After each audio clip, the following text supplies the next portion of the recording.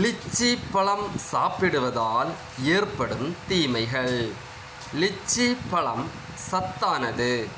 ஆனால் அளவுக்கு அதிகமாக அல்லது தவறான முறையில் சாப்பிட்டால் சில தீமைகள் ஏற்படலாம். குறிப்பாக வெறும் வயிற்றில் அதிக அளவு லிச்சி சாப்பிடுவது சிலருக்கு இரத்த சர்க்கரையை மிகவும் குறைக்கக்கூடும்.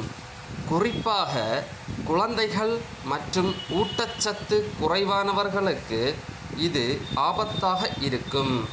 லிச்சியில் இயற்கை சர்க்கரை உள்ளது. எனவே அளவுக்கு அதிகமாக சாப்பிட்டால் இரத்த சர்க்கரை உயரலாம்.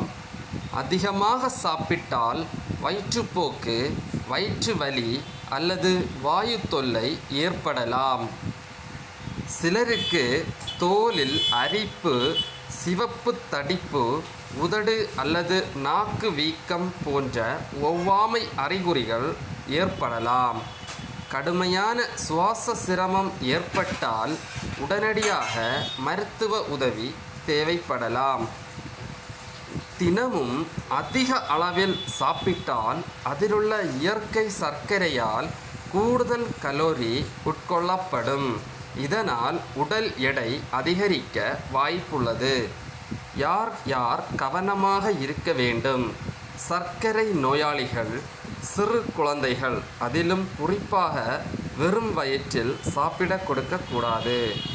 கர்ப்பிணிகள் மற்றும் பாலூட்டும் தாய்மார்கள் அளவோடு சாப்பிடுவது நல்லது.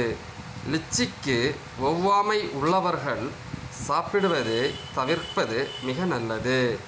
பாதுகாப்பாக சாப்பிடுவது எப்படி? வெறும் வயிற்றில் சாப்பிட வேண்டாம்.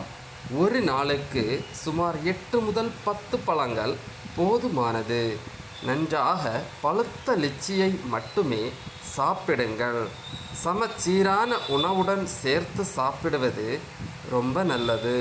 அளவோடு சாப்பிட்டால் லிச்சி பெரும்பாலான ஆரோக்கியமானவர்களுக்கு பாதுகாப்பான மற்றும் சத்தான பழமாகும்.